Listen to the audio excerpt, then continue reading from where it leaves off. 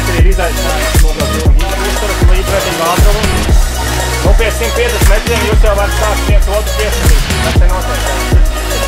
Tā, uz asu, tur pagriezīšu varbūt ekrānu nedaudz. Nu, 100 metri, aiziet. Labi, 50. Un, labi. Nu, var teikt, nu, tas tev netraucēja uzvarēt. Tas tev netraucēja. Redzu, jūs neko, jūs sviniet.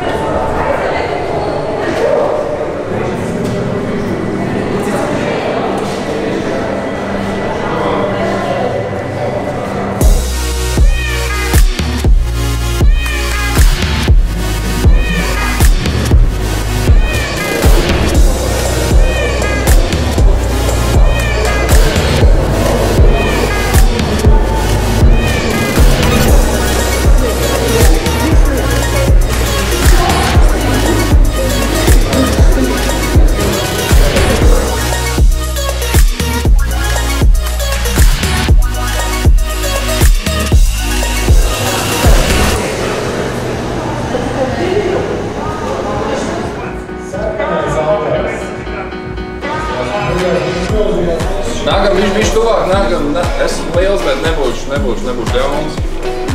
Es centīšos pastāstīt par to, ko man pastāstīja, jo es ikdienā nedarbojos ar to. Esmu brīvprātīgais palīgs. Iesals no graudiem atšķirās ar to, ka graudi tiek sākumā diedzēti, mēcēti, diedzēti un pēc tam kaltēti. Ir vairāk grauzdēti. Ja viens ir vairāk grauzdēts. Jā, viņš ir vairāk grauzdēts. Un kāpēc mēs grauzdējam mazliet vairāk? Tāpēc, lai mēs iegūtu albuma krāsu. Tieši tā, viņš iedod dzintaru, sarkanīgo toni. Bet, ja mēs skatāmies uz graudiem, kas ir vienā šādā veidā, atšķirīgi mums vēl nav. Bet krāsa būs šeit būs gaiša, šeit būs jau izteikti sarkanīgo toni. Kas šie ir? Paprot. Ja tu žāpacēt, jā? Šie ir dedzinātie graudi, šie ir dedzinātais iesals, no kā mēs iegūstam posteri un tumšu alu. Bet, kad ražojam alu, tad izmantojam, pārsvarā izmantojam šo un šo pusnī, da? Visparastākā oglī. Visparastākā oglī, ko mēs lietojam, tad mums vajag kaut ko respirot.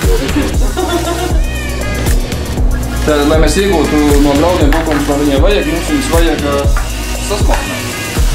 Mēs viņus drupinām. Nevis maļam, bet drupinām. Atšķirība ir tajā, ka drupinot graudus, mēs redzam, ka visi tie graudu apvalki paliek veseli. Mēs to izdarām tāpēc, lai mums varētu pēc tam viņus izmantot lejā pastāstīšu, kur mēs izmantosim veselos graudu apvalkus. Zini, kas tā pa puķīt ir? Nezinu. Tie ir apiņi. Šausmanīgi rūkti. Nav rūkti. Bet divas lietas izdara ļoti labu salu. Viena lieta ir iedot garšu, smaržu un palīdz saglabāt kvalitāti ilgāk. To dar grātuši, to dar šis. Kā jums liekas, kas ir šis? Kas ir šis?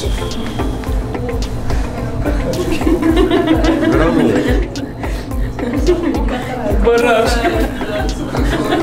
Kāķu barības, suņu barības, pulverīts, viss. Tie ir apiņi. Tie ir apiņi pie kam? Es domāju, ka būs aptuveni tā. Tik daudz, cik man šeit savajā te, tik pat daudz ir šeit. Pie kam, ja mēs šādu apiņus liktu alu iekšā, viņus ir ļoti grūti šos ziedus saglabāt ar viņu ētriskām eļļām. Saglabāt visu, lai viņš būtu svaigs, patīkams, un lai viņš to visu atdot mums alu. Jo ilgāk šādi viņš stāv, pirmkārt ļoti liels tilpums, lai viņu aizsaglabā. Un otra lieta, kas mums traucē, ir viņš atdod savus īpašības. Šādi saspiežot, samaļot ziedus, mēs samaļām ziedus, saliekam viņus, saspiežam kopā, ieliekam vakumā, mums veidojas granulas, maz vietas, ēd strādājams un ar visām īpašībām. Tad šī ir aldera sirds. Šeit rodās viss tas, ko mēs pēc tam patērējam. Tas ir aldas sirds, 3 bunkuri. Tātad mēs augšā redzējām, kāds tiek sadarbināti graudi. Viņi tiek nogādāti šajā bundulā, kurā pareizais vārds, ko viņi garu, ir misas vārīšana, ja? Viņa vārīšana. Kas? Ieļavošana, es atvainojos, ieļavošana. Tātad tur nenāk graudi, sadarbināti graudi, kuriem tiek pievienots siltais ūdens, un viņš sāk savu procesu. Tur laikā no cietas mēs atdalām cukuru, lai viņš sāktu savu dzīvi. Mēs mācāmies, tāpēc pirmā reize. Да. Она будет втором пойти. Kā mēs tagad dzīvē notiek, labajā rokā saliekam iekšā, visus graudus uzlējam ūdeni, ļaujam, lai viņš sāk savu procesu. Sākām viņu vārīt, mēs jau viņu arī vāram. Viņš uzcildam, bet līdz 70 grādiem. Redziet, apakšā ir maltie graudiņi. Augšā ir šķidrums. Kādā brīdī viss tas katrs tiks maisīts. Un nostāsies tā, ka visi tie čauliņi, ko es jums augšā teicu par graudiem, graudu aplis nostāsies tajā katla apakšā un veidos dabisko filtru. Un viņš jau būs kā filtrs, kas mums palīdzēs dabūt nost. Šī brīdī jau mēs nevajadzīgos miežu graudus, jo viņi jau būs savu procesu. Vārīšanas procesā, ko mēs pievienojam apiņas klāt. Un ar apiņiem var spēlēties. Tur parādās aldus māksla. Tad nepastāv vēl viena lieta. Katrs tas bunduls ir aptuveni ar 2 tonu ietilpību un vāra aldu misu. Šitā mēs saliekam lielu, kas raudzētos bundulis proveru. Vai kā varam viņu pareizi saukt. Mēs ieliekam iekšā 12 tonus, varam ielikt iekšā raudzējumu. Tad mums ir sagatavota misa, kurai pievienot raudus. Šī arī ir dabūjusi daļu no savas tās, kā viņš garšos tālāk. Un šī procesā mēs pievienojam raugu. Šeit mēs pievienojam raugu. Un ar raugu ir ļoti interesanti. Misas laikā mēs dabījām cukuru, mēs pievienojam raugu. Tagad viņam ir raugs, pareizā temperatūra. Mēs vēl pagātinām šo raudzētā ar gaisu. Šeit notiek visi dabiskais process. Tātad raudzētavā mēs noraudzējam alu. Šeit alus tur aptuveni no 18 dienām līdz 30 kaut ko, 31, 32 dienām. Viņš raudzējās. Tā aktīvā raudzēšana notiek kaut kādā vienu trešdaļu, tad pēc tam mēs nogatavojam, tad sanāk vairāk tāds kā nogatavināšanas process, tad, kad mēs tiešām pārbaudām, ka tas dzēriens tur vairs nelēkāk, viņš ir mierīgs, patīkams un tāds valdams. Alu, principā mēs Latvijā ražojam 2 veidu alus, ir lagertipa alus un ir ale-tipa alus. Ale-tipa alu pietiek raudzētavā, viņam patīkās no 16 līdz 18 grādiem gulēt, bet viņam lagertipa alum jau vajag 6-7 grādus. Tad, kad mēs gribam nogativināt alu pavisam, lai viņš paliek ietur to savu, lai viņš vairs nestaigātu ar savu kvalitāti, tad ir kaut kādas pat 10 dienas, kad mēs alu turam pie 0-1 grādu, lai tur viss viņš nostabilizējās.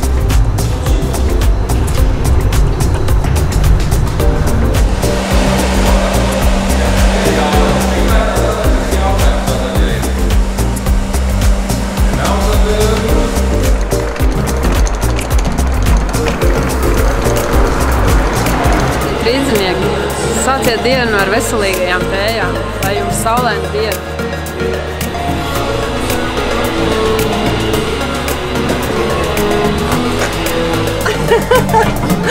Paldies, saimniec.